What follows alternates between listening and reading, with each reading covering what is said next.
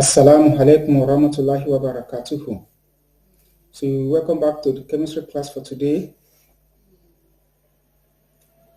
So our topic is still matter.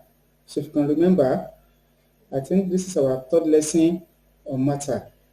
In our previous lesson, so we've defined matter, we state the type of changes. So if you can remember, in our previous lesson, so we stated the properties of matter. So we said matter has both physical and chemical properties. So àwọn physical properties eléyìí tí matter ní, so àwọn náà ní solid, liquid and gases. So the chemical aspects of property of matter are elements, mixture and compound. And these elements, mixture and compound are the fundamental, are the basis of chemistry.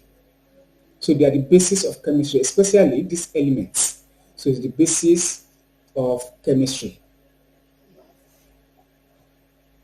By the end of this lesson, you should be able to define elements, state the classification of elements, state the properties of metal and non-metal, and list the first 20 elements with their symbol. Welcome back. What is an element? An element is a substance that cannot be broken down into simpler substances by ordinary chemical reaction. An element is a substance that cannot be broken down into simpler substances by ordinary chemical reaction. Example: sodium, magnesium, iron, gold, silver, aluminium, carbon, hydrogen, oxygen, and so on. So they are the examples of metal. And in chemistry, we have about 118 elements. So we have about 118 elements, but it may be more than that. So due to the daily new discovery. So later on, scientists discover on a daily basis, because part of these elements are made in the laboratory. As you can see, we have 90 of them are natural, while others are produced in the laboratory. So we'll be able to get them very well. So in chemistry, we have about 118 elements, and 90 of them are natural. And these elements, they are the fundamental basis of chemistry.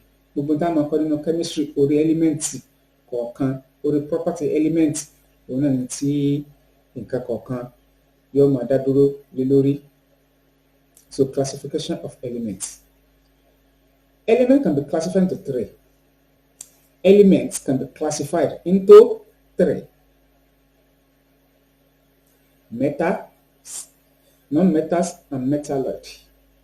So metals element metals, non-metals, and metalloid. So those are the three classification of elements. So bó wá láti máa classify wọn, bó láti máa dámọ̀ pé eléyìí metal ni, bó láti mọ̀ pé eléyìí non-metal ni. So nígbà tí iṣẹ́ bá ń tẹ̀síwájú, so á get rẹ̀ dáadáa.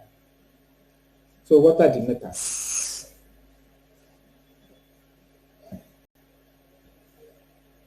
Metals are substances that can conduct heat and electricity. Àwọn tó máa ń conduct heat àti electricity, so ní tí à ń pè ní metal. So like your pot, in another pot, ṣe sínú lórí ìsìn torí iná, àtẹ̀yìntàn bá fọ́ kàn án, ó lè ṣọ́ọ̀kì rẹ̀. It means ibi tí wọ́n ti ṣe wá, so látara metallic substances, so ni wọ́n ti ṣe jáde. Gbogbo tí bá ti ń conduct heat àti electricity, so they made them from the metallic substances. So example of metal among the elements are iron, zinc, aluminium, copper, sodium, magnesium, and so on. Properties of metal. So kí ni àwọn properties èyí tí ó wà fún àwọn metals yìí? So they are good conductor of heat and electricity. So wọ́n máa conduct heat and electricity. So they are malleable. So it means we can hammer them into a sheet. Tó bá mọ kékeré nìsín báyọ̀ pa àwọn alágbẹ̀dẹ Tí wọ́n bá mú wọn kékeré báyìí nísìnyí tí wọ́n bá ti bọná, so tí wọ́n bá ti ṣe kínní wọ́n tún sọ di nǹkan míì tí tó fẹ̀ bí ẹ ṣe máa fi ṣe ọkọ́ yẹn, so wọ́n máa léèbù ẹ̀ nìyẹn. They are ductile. This metal, they are ductile. They can be drawn into wire, so into tiny something, so that máa fà tí ó dàbí wáyà, so metal náà ní fi ṣe àwọn yẹn náà. They are lustrous. So wọ́n ṣe lustrous, so they can shine. Wọ́n máa ń fine lójú like gold, silver. So wọ́n fi ṣe àwọn jewelries to fine. They have high melting and boiling points.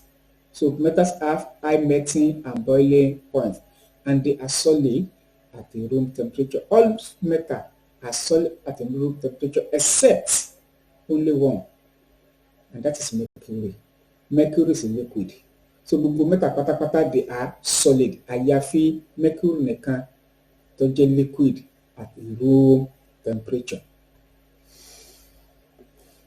Non-metals. Non-metals are the substances that do not conduct heat and electricity.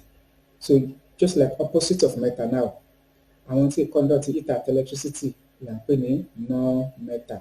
Example of non-metals are hydrogen, nitrogen, oxygen, fluorine, chlorine, and so on. So one example non-metal. So when we get to the periodic table, all our classification here: metal, non-metal, metalloid. So why do we be? And to get solid now, solid, liquid, and gas. When we get to the periodic table, so you might understand the better than that. Likewise, they exist as a solid, liquid, or gases at a room temperature. So non-metal, àwọn lè jẹ́ solid, wọ́n lè jẹ́ liquid, wọ́n sì lè jẹ́ gas at a room temperature. So metalloid. Metalloid are the substances that have both metals and non-metals property. So àwọn òṣèkúṣẹyẹ. So they have metallic property. They have non-metallic property. So wọ́n wà láàrin méjèèjì ni wọ́n wà. Example are silicon, boron, germanium. And these metalloids are also called semiconductor. So àwọn ènìyàn ń pè ní semiconductor. The first 20 elements. As I said before, chemistry based on elements. So here are the list of the first 20 elements. As a chemistry student, so just take this one as your first assignment on this lesson. So before you proceed to the next lesson, make sure you know all these 20 elements with their atomic number and their symbol. Torí pé gbogbo nǹkan àmọ́ sí nínú chemistry orí 20 elements yìí, orí elements yìí, òun náà tí ó bèsì lé. So tó dẹ̀ mọ represent with their symbol, tó dẹ̀ tó mọ lo àwọn atomic number kọ̀ọ̀kan, torí pé ó fi mọ property rẹ̀. So nígbà tí a bá